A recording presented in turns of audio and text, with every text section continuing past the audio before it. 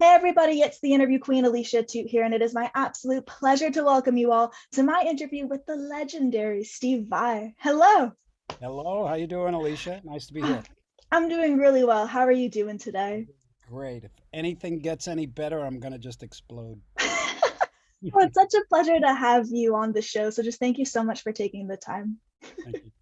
Of course. Well, before we dive into the music and, of course, the guitar playing, I know that you're just a big fan of shows like Schitt's Creek and The Great British Bake Off. So I know before we that. dive into those, I do my research. So I just wanted to ask, what would you say is the last good show that you happened to binge watch? Binge watch. Well, I don't really get an opportunity to binge watch. Okay. I did though. I don't really watch much TV, but I was in this situation where I had met a friend of mine, Nuno Betancourt, introduced me to a friend of his, Dan Weiss. Dan Okay. Weiss is the writer and director with his partner for Game of Thrones. So I didn't know anything about game. I didn't nothing. And I met him, and I'm like, oh, Game of Thrones, is that a video game? So he said, well, no, it's my friend. And then Nuno says, Steve, it's the biggest show in the history of television. Yeah, So I'm like, and I'm like, well, it's Dungeons and Dragons, and I don't know what it's about. So he invited me to the premiere of a particular episode 8, and I thought, okay, I better watch this. I should at least one episode so I could say I saw it. Because I don't watch, gory stuff. You know, hmm and I started to watch this, and it was fantastic. I just thought that it was very complex, and it was a lot of gore, but it was just great. So I actually found myself binge watching a television show, that's and amazing. and it was to get through all the episodes up to when the premiere was happening of the 8th season, that I was invited to the screening. So that was and then consequently Dan and I became very good friends, and That's we actually lovely. do some things together. But yeah, that was the only time I ever really binged. Things like Schitt's Creek, and there was a bunch of others. We watched a lot of them. It would just be like, now and then we'd watch it, but I hmm enjoyed them. Yeah, That's absolutely incredible how you went from knowing nothing at all about the show to just bam, all of it. all of it. It was after the first episode, and I'm just like, okay, this is not what I thought. Yeah, This is thought out. It's well done. It's interesting, and I just got sucked in. I was the exact same way when it came to that one. So it's good that you were able to get on the train as well. The Game of Thrones train. Is this a game? Well, when it comes to what's on the horizon, there's so many exciting things we have to dive into. It was just announced that By Academy 6.0 will be taking place next summer, and it's 4 nights and 4 days of just nonstop guitar playing. So, kind of take people into the world of these late night jam sessions and what they can expect when they do sign up, or simply if they're intrigued by it. Well, we've been doing this is our sixth camp. We call it a Mhm. camp, but really it's done in a location that's the location is so great. We've had them different places around the world, but they're usually in a place that's really nice hotel, a place that there's a lot of activities and stuff like that, and we get the whole conference It's hotel. incredible. And people come. We get up to a couple of hundred campers and a lot of returning faces now. And it's become like a club. It's like a great opportunity to leave town, be surrounded by all these other musicians that have similar hopes and dreams. And there's a whole cast of teachers that come in and give class. It's constant. And I give classes. I talk, and I do a couple of those a day, a couple hours a day. And we've got some incredible guests that come. And this year we've got like Nuno Betancourt, Mhm. Billy Sheehan coming.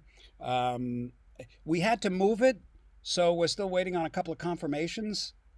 So I'm not exactly. I know we got Yvette Young, which I'm very thrilled about. There's some amazing names.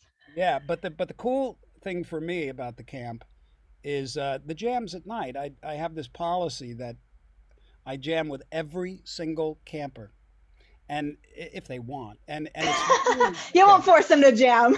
I don't force them, but you don't have to be. You can be a complete beginner. You and I make it work. It works because it's just a jam where we got the band and people come up in like 5 minutes each or something, and nothing's worked out. You just listen and you play, and it's one of my favorite things about being a guitar player is communicating with other musicians, and the campers just love it. It's a great event. I look forward to it all the time. It sounds like there's so much to look forward to simply for the camp alone, but there is also some news that a brand new record will be coming out in Violet. And I had the pleasure of listening to the entire thing, and it's incredible. The song I'm loving the most, though, which just rips from the start, has to be Knapsack. And I know it's actually Okay. about your shoulder surgery. So tell me a little bit about how it went from that experience to a whole song that happened to be inspired by that. Sure, yeah. I always try to make lemonade out of lemons. You know what I mean? I have this perspective, or a perspective that I've worked on through the years that has served me very well. And it goes like this: everything that happens to you is in your best interest, whether you see it that way or not. It actually is in your best interest. So, this is very helpful when you look at challenges as opposed to believing that, I'm screwed. This is everything sucks, It's like how Yeah. how can this serve me? How I know it can. So with that attitude, you will see how it can serve you. So with me, like many musicians, when I had plans and schedules and all sorts of things before the pandemic, and I was going to be working on this big record that had all these vocals and everything, and it was going to take a long time. But when the pandemic hit, that was all shelved basically. But I found myself with a lot of time. That was the lemonade, to work on things that I couldn't that I always wanted to work on, but I just didn't have the time, right? So throughout this process, I was working on an solo acoustic and vocal record, which is very different for me. I've never done anything like that. And I got to a certain point, and then I had my shoulder gave out. It was a long time coming, and it was something that I just let go. And then finally, when I started to get it looked at, the doctor said, no, you've got three very torn tendons. Only surgery is That going to must have work. been such a shock to the system and just all the thoughts going through your mind in that moment. I don't really. It was like my response was, okay, let's do it. Really? Wow. What are you Okay. gonna do? So I knew that I was gonna it was gonna help me heal because I couldn't, and my finger too. I developed trigger finger at the same time, which was so bizarre. So I went and I got these surgeries, and when I got out, I had to wear this. The doctor that did the surgery, his name was Doctor Knapp, Knapp. He's like one of the world's leading, and he developed this sling for people who have this kind of surgery, and he calls it the knapsack. You know, so Perfect. yeah, perfect. So I had this thing on for like 4 weeks, and when I took it off, I couldn't play at all. It was weird. But when I got back from the hospital after a couple of days of drug haze, from the painkillers, uh, I went to my guitar.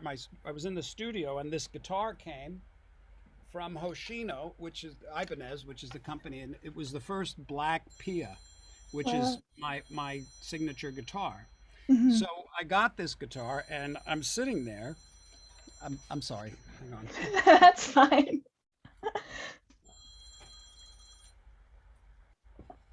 I would love to answer the call from a telemarketer for you right in front of you, but we're not going to give them Is the it what, airspace. duct cleaning? That's right.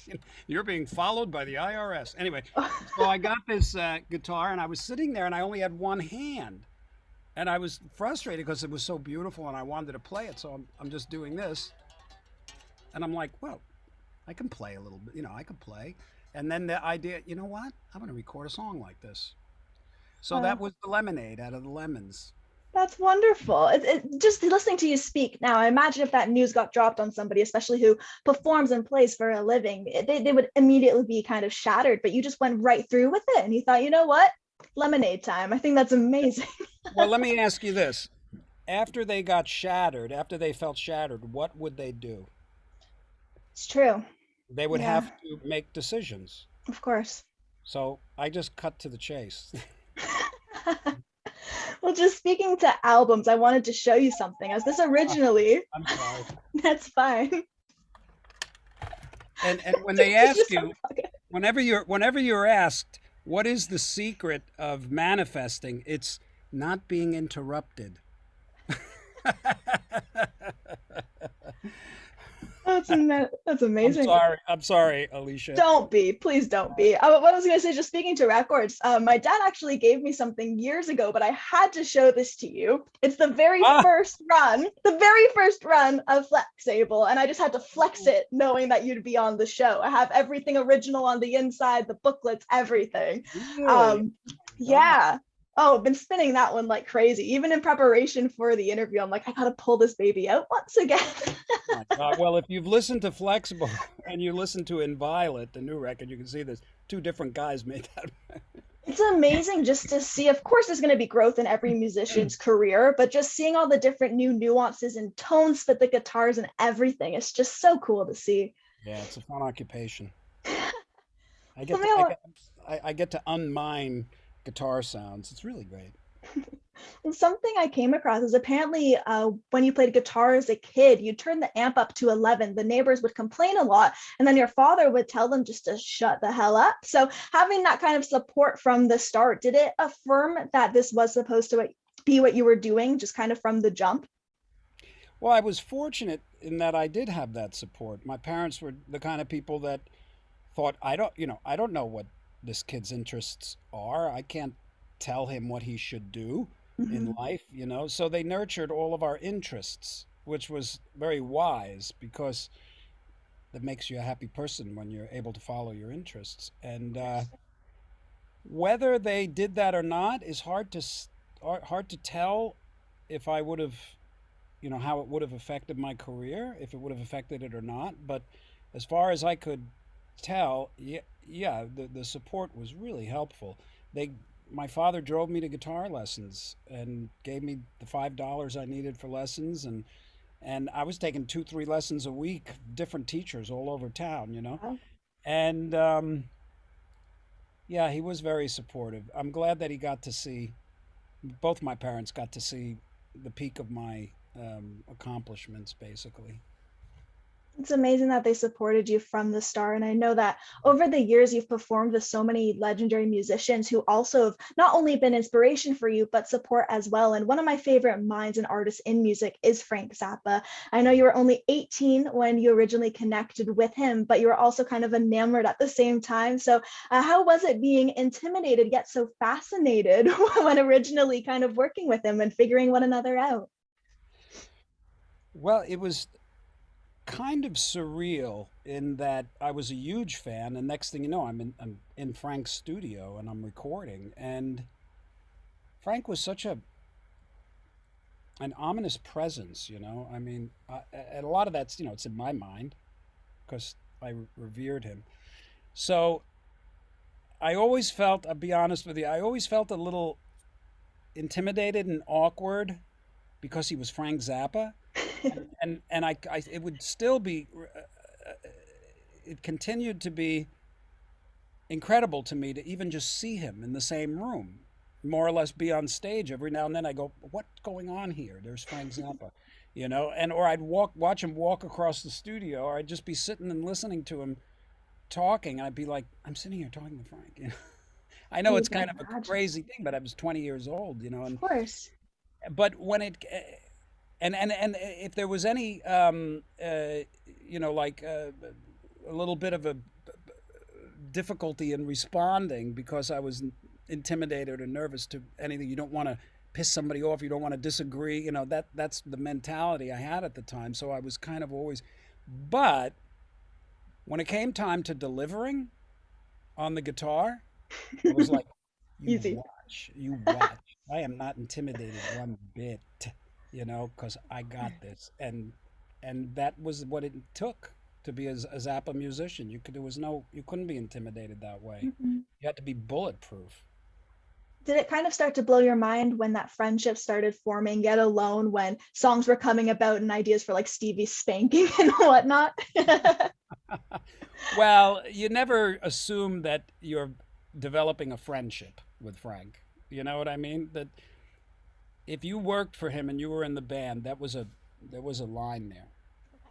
You're not like But then again, you go over and hang out with him all the time. He would never admit that somebody was a friend.